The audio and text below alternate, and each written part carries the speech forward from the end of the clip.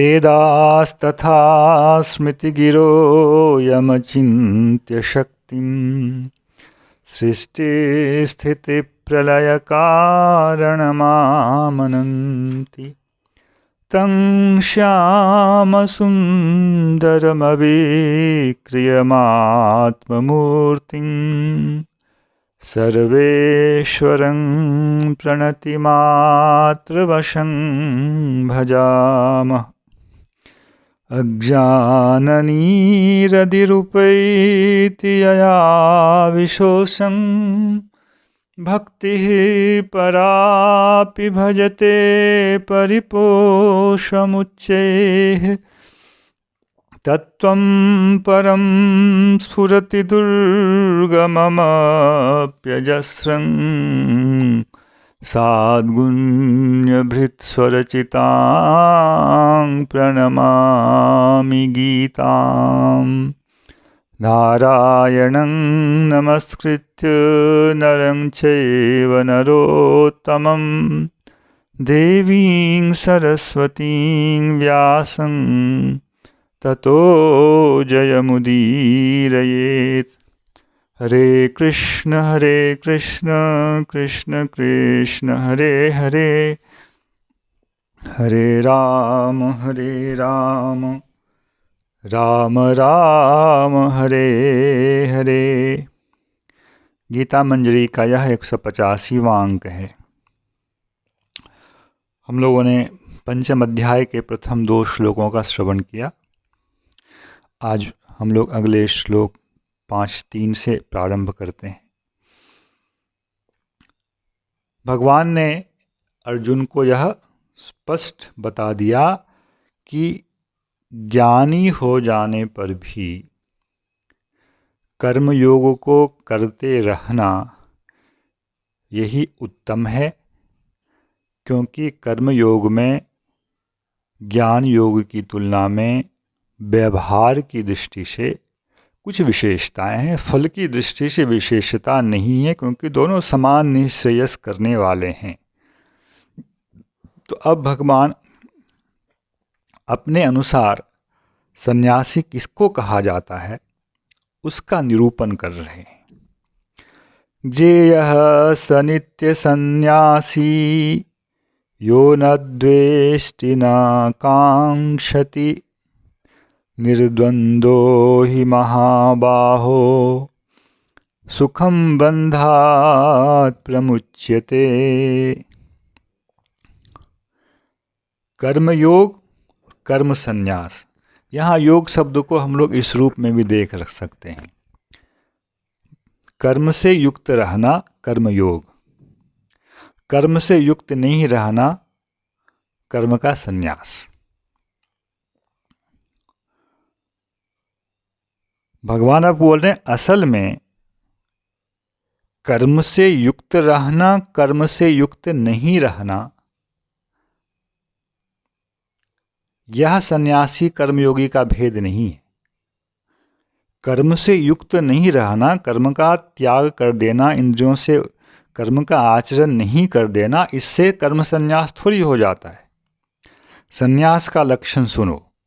संन्यास इंद्रियों की स्थिति पर नहीं होता है, संन्यास चित्त की स्थिति पर होता है। बाह्य इंद्रियों की स्थिति पर संन्यास नहीं होता है कि वह कर्म नहीं कर रहा है तो वह सन्यासी है। इस चीज़ को भगवान ने 3 अध्याय में भी एक जगह प्रारंभ में ही अर्जुन से कहा है। न कर्मणाम अनारंभात नैष्कर्म्यम पुरुषोश्नुते न च संन्यासनाद एव सिद्धिम समधिगच्छति। दोनों विषय को उठाया है। कर्म को मैं करूँगा ही नहीं, इंद्रियों का व्यापार वहाँ कर होगा ही नहीं, तो ना तो व्यक्ति इसके द्वारा निष्कर्मता को प्राप्त करता है। हाँ, और मैंने समझ करके कि हाँ कर्म संन्यास करना चाहिए, ऐसा समझ करके हमने उसका त्याग कर दिया और हाथ पांव जोड़ करके हम बैठ जाएंगे, तो इससे भी सिद्धि को वह प्राप्त नहीं करता है। 2 प्रकार की संभावना कर्म को ना करने की जो हो सकती है, उसको भगवान ने 3-4 श्लोक में, तीसरे अध्याय के चौथे श्लोक में जो है उसको भगवान ने खारिज कर दिया है। और उसके बाद जो है 1-2 श्लोक जो उससे संबंधित कहे हैं भगवान ने, आप लोग उनको पीछे जाकर सुन सकते हैं। यहाँ भगवान फिर अब कह रहे हैं संन्यास जो है वह आंतरिक स्थिति है चित्त की, ना कि बाह्य तौर पर इंद्रियों का व्यापार करना या नहीं करना। ज्ञेयः स नित्य सन्यासी यो न द्वेष्टि न कांक्षति निर्द्वंदो हि महाबाहो सुखम बंधात् प्रमुच्यते। ज्ञेयः स नित्य सन्यासी, उस व्यक्ति को तो सर्वदा सन्यासी समझना चाहिए। तुम युद्ध करोगे तो कर्मयोगी हो जाओगे, युद्ध नहीं करोगे तो कर्म सन्यासी हो जाओगे। तुम जो यह सोच रहे हो अर्जुन, तुम्हारी यह सोच गलत है, यह उचित नहीं है। सन्यासी वह होता है जिसके चित्त की स्थिति ऐसी होती है, हृदय की स्थिति ऐसी होती है। वह क्या है? यो न द्वेष्टि न कांक्षति, वह ना तो किसी से द्वेष करता है, न तो कोई कामना करता है। कांक्षति कामना करता है। दूसरे अध्याय में आप लोग पुनः यदि जाकर देखेंगे तो आप लोगों को वह विषय स्मरण आएगा जहाँ भगवान ने कैसे व्यक्ति का पतन होता है उसकी चर्चा की है। ध्यायतो विषयान पुंसः संगस्तेषु उपजायते संगात् संजायते कामः कामात् क्रोधो विजायते क्रोधात् भवति सम्मोहः सम्मोहात् स्मृति विभ्रमः स्मृतिभ्रंशात् बुद्धिनाशो बुद्धिनाशात् प्रणश्यति। दूसरे अध्याय के अंतर्गत 62वां और 63वां श्लोक। और फिर तीसरे अध्याय के अंत में भगवान ने अर्जुन के इस विषय को का उत्तर देते हुए कहा है कि अर्जुन ने प्रश्न किया था, ऐसा क्या है जिसके कारण नहीं इच्छा रहने पर भी, अर्थात बुद्धि कहती है कि ऐसा मत करो, किंतु तथापि वह उस कर्म को करता है मानो उसे जबरदस्ती कोई करा रहा हो। इसके उत्तर में भगवान ने वहाँ काम एष क्रोध एष रजोगुण समुद्भवः महाशनो महापाप्मा विद्धि एनमि पैरिणम कहा है। रजोगुण से उत्पन्न होने वाला काम, फिर काम में बाधा पड़ने से उत्पन्न होने वाला क्रोध, और उसके बाद जो क्रम दूसरे अध्याय में है, काम क्रोध के बाद कैसे उसका फिर स्मृति का भ्रंश होता है और वह अपने योग के मार्ग से पतित हो जाता है। ये कहाँ रहते हैं काम क्रोध? ये कामना कहाँ रहती है? और कामना का मूल जो रजोगुण है वह कहाँ है? उसका घर, तो उनका घर है इंद्रिय, मन, बुद्धि, ये सभी उनके रहने के स्थान है। और हर जगह वो काम करता है। वह रजोगुण बुद्धि में भी काम करता है। बुद्धि में कभी समझ में रहने पर, बहुत जगह तो लोगों को समझ में नहीं ये बात आती है, तो वहाँ रजोगुण प्रबल है। पर कभी कभी बुद्धि में रजोगुण कम हो तो उनको पता चलता है कि ये पाप कर्म है, ये पुण्य कर्म है, किंतु मन में रजोगुण की अधिकता होने के कारण वह फिर भी वह धर्म का उल्लंघन करता है। इंद्रियों में रजोगुण की अधिकता होने के कारण वह इंद्रिय की लालसा से, इंद्रिय सुख की लालसा से बुद्धि की बात को नहीं मानता है। तो यहाँ जो भगवान न द्वेष्टि न कांक्षति कह रहे हैं, यह उसी विषय को लक्ष्य करके कह रहे हैं। कामना नहीं करता है, अर्थात रजोगुण का प्रभाव उस पर नहीं है, शून्य हो चुका है। और कामना से ही बाद में क्रोध होता है। क्रोध होने के बाद ही कोई उनके लिए द्वेषी हो जाता है। जो उसकी कामना में बाधक होता है उससे वह द्वेष करता है। अथवा कई जगह विषय भी होते हैं जिससे द्वेष लोग करते हैं। जैसे बहुत गर्मी हो, बहुत शीत हो तो उससे लोग द्वेष करते हैं, क्योंकि इंद्रियों को अच्छा नहीं लगता स्पर्श इंद्रिय को वह। तो चित्त जब इस दशा में पहुंच जाए, जब किसी वस्तु की कामना ना रहे और किसी वस्तु या व्यक्ति पदार्थ के प्रति द्वेष का भाव ना रहे, और निर्द्वंद्वो ही महाबाहो, और वह द्वंद्व रहित हो जाए। द्वंद्व रहित का मतलब है सुख दुख की अवस्था से ऊपर उठ जाए, लाभ हानि की दशा से ऊपर उठ जाए, हर विषय में उसकी समता की स्थिति आ जाए। तो ये सारी बातें तभी होगी जब रजोगुण एकदम समाप्त हो जाएगा और सत्वगुण का भाव उसके तन में, उसके मन में, इंद्रियों में, बुद्धि में बहुत अधिक हो जाएगा। यह जो दशा है, यह संन्यास की दशा है। तो हे महाबाहो, हे महावीर अर्जुन,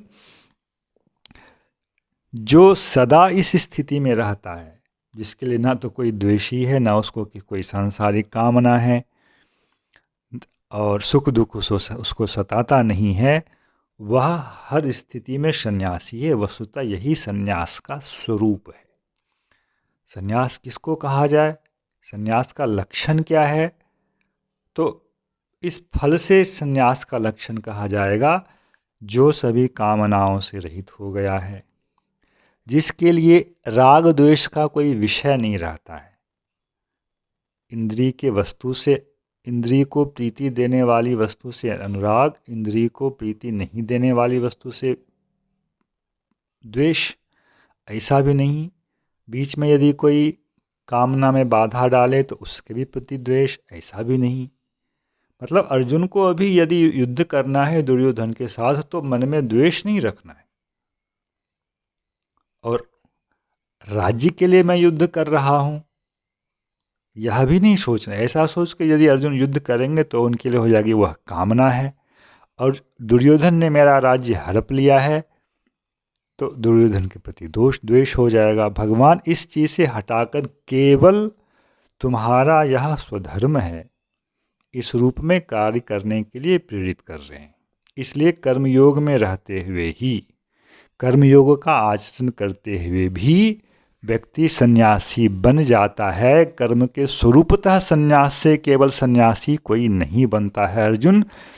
इसलिए कर्मयोग श्रेष्ठ है, क्योंकि कर्मयोग के करते करते ही यह सद्गुण उसके अंतर्गत आता है, जिसमें पहले वह फल की कामना से अपने आप को शून्य करता है तो वह नाकांक्षति वाली स्थिति में आ जाता है, उसका स्वभाव बन जाता है, और बाद में वही अगली स्थिति में जाकर के अहंकार से रहित हो जाता है।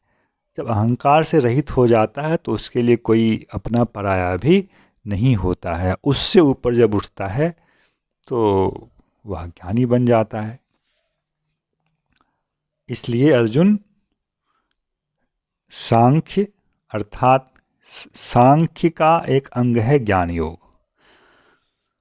सांख्य और कर्मयोग के संबंध में मेरा निश्चय सुनो। सांख्य योगो पृथक बालाः प्रवदन्ति न पंडिताः एकमप्यास्थितः सम्यग् उभयोर्विन्दते फलम्। तुम्हारा प्रश्न था कि दोनों में क्या श्रेष्ठ है, मुझे ये बताइए। तो मेरा उत्तर यह है, कर्मयोग में विशेषता है, किंतु ज्ञान योग कर्मयोग से अलग भी नहीं है। क्यों? ज्ञान योग की स्थिति की प्राप्ति कर्मयोग से ही होती है, और ज्ञान योग की स्थिति प्राप्त हो जाने पर भी कर्मयोग कभी उसका विरोधी नहीं होता है, और दोनों के फल एक समान ही हैं। तो मैं कैसे बोल दूं कि ये ज़्यादा अच्छा है? हर स्थिति ये ज़्यादा अच्छा है मतलब दोनों पृथक हैं। जो मैं दोनों को बोलूँ नहीं ऐसा करो ऐसा करो, पृथक तो हैं ही नहीं।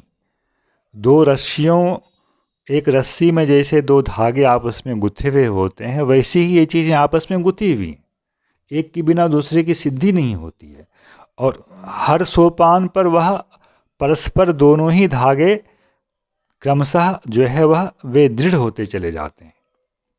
इसलिए सांख्य और योग पृथक हैं, ऐसा कहने वाला जो है वह बालक है, अर्थात वह अज्ञानी है। पंडिताः एवं न प्रवदन्ति, जो शास्त्र के यथार्थ मर्म को जानने वाले होते हैं वे कभी सांख्य और योग को अलग नहीं कहते हैं। इसलिए कर्मयोग के आचरण में भी ज्ञान गर्भ में रहता है, और ज्ञान योग की सीमा प्राप्त कर लेने पर भी कर्म उसका आवरण बन के रह सकता है, क्योंकि कर्म के अंतर्गत ज्ञान होता है। इसलिए परस्पर ये दोनों अलग अलग कभी नहीं हैं, विरोधी नहीं हैं। एकमप्यास्थितः सम्यक् उभयोर्विन्दते फलम्। एक का भी यदि सम्यक जो है वह आश्रय ले लिया जाए, ठीक प्रकार से जिसका भी आचरण हो जाए, तो दोनों का ही फल प्राप्त हो जाता है, क्योंकि दोनों का फल एक ही है। फल तो दोनों में अलग अलग है नहीं। एकमपि आस्थितः सम्यक, किंतु सम्यक लिखा हुआ, सम्यक का मतलब था खूब सुंदर प्रकार से, निर्दोष हो करके यदि आस्थित हो जाए तो दोनों का फल समान ही है। किंतु यदि निर्दोष हो करके नहीं रहा जा सकता है, तो कर्म योग हमेशा ज्ञान योग की अपेक्षा जो है वह विशेषता वाला है, क्योंकि वही ज्ञान योग में उसको प्रतिष्ठित करता है और कभी भी ज्ञान योग का विरोधी नहीं होता है। इसलिए तुम कर्मयोगों का आचरण करो। जय श्री कृष्ण। हरे कृष्ण कृष्ण कृष्ण हरे हरे, हरे राम राम राम हरे हरे।